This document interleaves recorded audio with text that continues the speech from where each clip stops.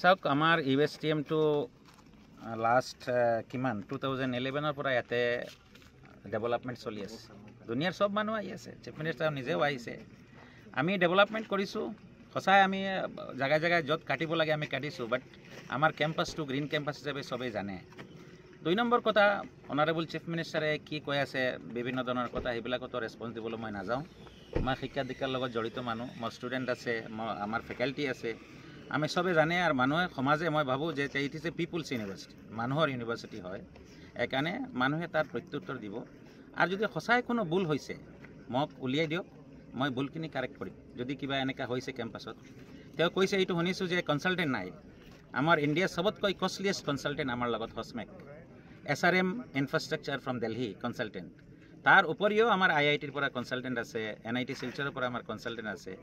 তাৰ উপৰি government of Meghalaya যিটো আৰ্বান ডেভেলপমেণ্ট অথৰিটি, তেওঁলোকৰ যিটো গাইডেন্স লাগে, এইবিলাক সব কৰি পেলাই আমি সব ডেভেলপ কৰিছোঁ।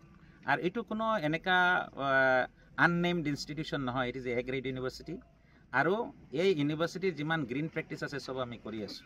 আপোনালোকে যিটো জেগাত খাৰা হৈ আছে এইটো একদম প্ৰিমেচিয়ৰ ষ্টেজ, ডেভেলপিং ষ্টেজ। এইটো আমাৰ এনাদাৰ 6 মান্থত কমপ্লিটলি গ্ৰীণ হ'ব। আপোনালোকে নিশ্চয় আপোনাৰ সেইটো ছাইডত দেখিছে যে আমি কেনেকুৱা we are protecting the drain water, কেনেকুৱা ক্লিন ড্ৰেইন ৱাটাৰ গৈ আছে। আৰু যিখিনি ইয়াতে যিখিনি ডাষ্টি ৱাটাৰ আছে সেইখিনি আমাৰ ৰিজাৰ্ভাৰ গৈ জমা হয়। ইফালে এটা ৰিজাৰ্ভাৰ আছে, ইফালে 2টা ৰিজাৰ্ভাৰ আছে, দেখিছে। তাৰ পাছতো যদি কিবা আমাৰ এনেকুৱা ভুল আছে, আমি এটা কমিটি বনাইছোঁ, কমিটিয়ে ৰিচাৰ্চ কৰিব যে আমি গুৱাহাটী, যিহেতু আমি গুৱাহাটীৰ নাগৰিক, অসমৰ নাগৰিক, আমি সব ইয়াতে মেক্সিমাম অসমৰ মানুহ, যদি তাতে কিবা অসুবিধা আছে সেই অসুবিধাটো মোৰ অসুবিধা। সেইকাৰণে যদি এনেকুৱা কিবা আছে আমি চাম। এপাৰেণ্টলি আপোনালোকে এই কেম্পাছত আহিছে, যিহেতু এইটো এটা ডেভেলপিং, এটা ফ'কাছড এটা কেম্পাছ, তাৰ ওচৰ পাজৰত বিভিন্ন ধৰণৰ বিজনেছ, নতুন এষ্টাব্লিছমেণ্ট আহি আছে, বিভিন্ন জেগাত আৰ্ট কাটিং চলি আছে। তো ইয়াৰ কাৰণে মই ৰেছপনচিবল নহয়। ওচৰৰ যিখিনি দিব লাগে, আমাৰ জাষ্ট অপজিটত দিল্লী পাব্লিক স্কুল আছে, তেওঁলোকৰ ডেভেলপমেণ্ট চলি আছে। এইটো আমাৰ ধৰ চাব কণ্ট্ৰেক্টৰ মেঘালয়ৰ, তেওঁৰ পূৰা মাটিটো ইফালে আছে, বিভিন্ন জেগাত ডেভেলপমেণ্ট চলি আছে। সেইকাৰণে তেওঁলোকৰ এজেণ্ডাটো তেওঁলোকে ক'ব, but we are developing an university. আমি পাহাৰৰ ওপৰত যদি কিবা বনাব হ'লে আমিতো অলপমান আৰ্ট কাটিং কৰিম, বাট যেনেকৈ কোৱা হৈছে যে আমি একদম কাটি পেলাই একদম পাহাৰটো নাইকিয়া কৰি দিছোঁ, এনেকৈ আমি কৰা নাই। এইটো আপোনালোকে প্ৰেক্টিকেলি আজি আহিছে, চাইছে। এতিয়াতো আমাৰ এই হস্পিটেলৰ ষ্টাফ মিলাই পেলাই মোৰ দেন 1500।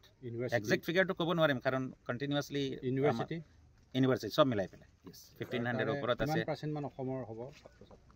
1500ৰ মাজত অসমত নিয়াৰলি 70-75% অভাৰঅল হ'ব। আৰু যদি আমি টিচিং কমিউনিটি কওঁ তেতিয়া 95% পাবা। চাওক, মই ডাইৰেক্টলি কৃত্ৰিম বানপানী এতিয়া কোন এংগলত তেওঁলোকে কৈছে যে কৃত্ৰিম বানপানী, মই সেইটো বস্তু 100% মই ইগন'ৰ কৰোঁ, ডিনাই কৰোঁ যে আমাৰ কেম্পাছৰ পৰা গৈ ফ্লাড হৈছে। কাৰণ আমাৰ ইয়াতে 100 একৰ্ছ মাটি, যোৰাবাটৰ পৰা 1000 একৰ্ছ মাটি হ'ব। 1000 একৰ্ছৰ মাটিৰ পানীখিনি যদি গৈছে গুৱাহাটীত, তাৰ কাৰণে মই ৰেছপনচিবল নহয়। মোৰ কেম্পাছৰ পৰা যদি পানী গৈছে ষ্টাডি কৰক। আমিতো ড্ৰেইন দেখাইছোঁ আপোনালোকক, আমাৰ সৰু 2টা ড্ৰেইন গৈ পেলাই এই পুখুৰীত পৰিছে। তাৰপিছত গৈ পেলাই যিটো ডাইৰেক্টলি GS ৰোডত যায়, সেই 2টা ড্ৰেইন আছে, তাতেও বিভিন্ন জেগাত অবষ্ট্ৰাকশ্যন আহি থাকে, আমিয়ে ক্লিন কৰি থাকোঁ, আমিয়ে চাফা কৰি থাকোঁ।